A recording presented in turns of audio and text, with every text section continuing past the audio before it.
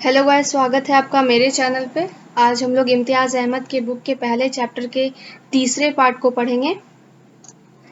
तीसरे पार्ट में है स्रोतों के बारे में। बिहार के इतिहास के अध्ययन संबंधी स्रोत बहुत सारे हैं। इसमें पुरातात्विक सामग्री भी है और साहित्यिक सामग्री भी।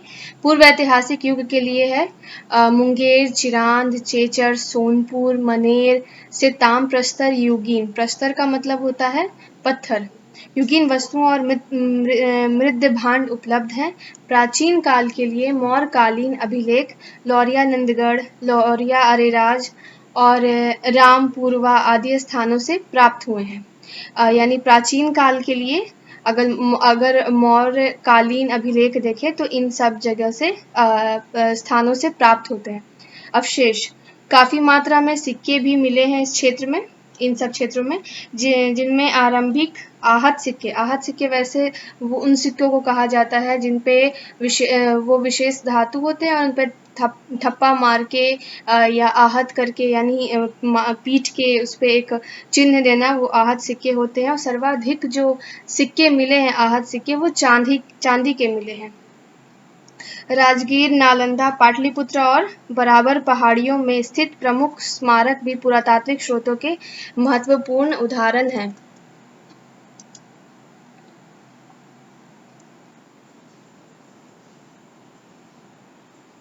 साहित्यिक रचनाओं में 8वीं शताब्दी पूर्व में रचित शतपथ ब्राह्मण ब्राह्मण ग्रंथों में सबसे महत्वपूर्ण है।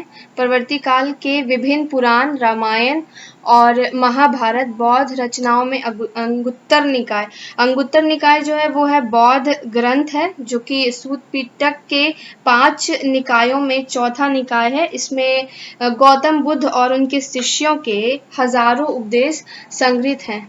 फिर है दीर्घ निकाय किसे कहते हैं, तो वो है बौद्ध ग्रंथ जो त्रिपिटक के सूत पिटक का प्रथम निकाय है दीर्घ निकाय। फिर है विनय पिटक, तो विनय पिटक उसे कहेंगे जो ये बौद्ध ग्रंथ है और ये भी बौद्ध ही ग्रंथ है। और या जो है वो उन 3 ग्रंथों में से एक है जो जिससे त्रिपिटक बनता है। यानी इसका शाब्दिक अर्थ इसमें क्या है, तो ये अनुशासन की टोकरी कहलाता है विनय पिटक। जैन रचना है भगवती सूत्र, तो भगवती सूत्र है वो 5वां जैन आगम है। आदि धार्मिक, ये सब धार्मिक रचनाएं हैं। फिर है विदेशी यात्रियों और मेगास्थनीज है, इसमें फाहियान हेत्सिंग है और युआन च्वांग के वृत्तांत। कौटिल्य की रचना जो हुई थी अर्थशास्त्र और गुप्तकालीन साहित्य रचनाएं भी बिहार के प्राचीन इतिहास की जानकारी प्राप्त करने में सहायक है। ये सब स्रोत जो है वो सहायक है जो इतिहास को जानने के लिए। तो जो मेगास्थनीज है उसका इंडिका बहुत फेमस हुआ है। इंडिका में उन्होंने बहुत सारी चंद्रगुप्त के टाइम में ये आए थे और ये यूनान से थे। फाहियान जो थे ये चंद्रगुप्त द्वितीय के टाइम में आए थे और ये चीन से हैं। और ये जो है ये चीनी बौद्ध भिक्षु हैं। और इन लोगों ने अपने वृत्तांत में ये बिहार का सारा हिस्ट्री कहा है। इसके बाद है मध्यकाल। अगर मध्यकाल में देखें तो ये सब प्राचीन काल के हैं, लेकिन मध्यकाल का देखें तो मध्यकाल में मिन्हाज की लिखी हुई थी तबकाए नासरी। ये एक पूरा लिस्ट बना लीजिएगा कि मिन्हाज ने लिखा है तबकाए नासरी। एक सेकेंड। उसके बाद है इख्तिसाम दहलवी का लिखा हुआ बसातीनुल उन्स। और तबकाए नासरी जो है वो गुलाम वंश के जो शासक थे नसीरुद्दीन महमूद, उनको समर्पित है तबकाए नासरी। और मिन्हाज जो थे वो उस वक्त दिल्ली के मुख्य काजी थे, उन्होंने तबकाए नासरी लिखा था। फिर शेख कबीर की है अफसानाए शाह और अब्बास सरवानी की लिखी है तारीख़ शेरशाही। शेरशाही के बारे में मैंने एक और वीडियो बनाया है, तो उसमें अब्बास सरवानी के बारे में है, उन्होंने तारीख़ शेरशाही लिखा है। रिज़्कुल्लाह की है वक़ियाते मुश्ताकी। इन सभी का आप लोग एक लिस्ट बना लीजिए और एक तरफ जितने भी लेखक हैं और उनकी रचना है, इन सबको लिख लीजिए। और ये बहुत इम्पोर्टेंट है, इनसे सवाल आ सकता है। सामान्य इतिहास की कुछ रचनाएं बिहार के लिए स्रोत के रूप में महत्वपूर्ण है। हाँ ये फारसी भाषा में भी है, तो मुल्ला तकिया, अबुल लतीफ़ मोहम्मद सादिक और बहबहानी के वृत्तांत भी बहुत इम्पोर्टेंट है। और ये सब जितने ये यूरोपीय यात्री जो थे उन्होंने अपने वृत्तांतों में बिहार के बारे में परिचय दिया है, बिहार का वर्णन किया है। उसके बाद आएगा विभिन्न यूरोपीय व्यापारिक कंपनियों में फैक्ट्री रिकॉर्ड्स भी है, वो भी उपयोगी है, यानी उस वक्त के फैक्ट्री के रिकॉर्ड्स भी हैं, तो वो भी एक स्रोत के रूप में इस्तेमाल किया जा सकता है। सूफी संतों से संबंधित जो साहित्य है तो वो है तस्कीरा, मलफूज और मकतूब श्रेणियों में, यानी सूफी संत के जो साहित्य है वो 3 भागों में है, तस्कीरा, मलफूज और मकतूब। स्रोतों के रूप में ये भी बहुत महत्वपूर्ण है।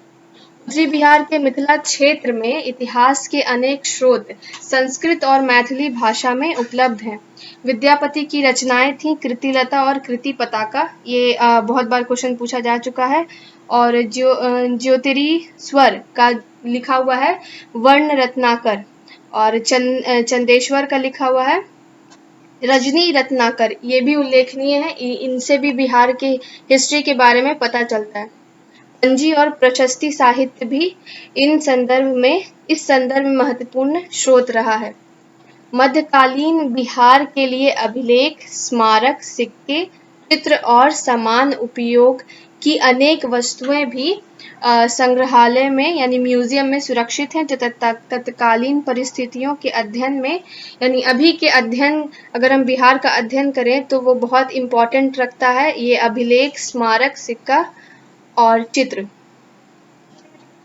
आधुनिक बिहार के इतिहास के अध्ययन के लिए भी विस्तृत एवं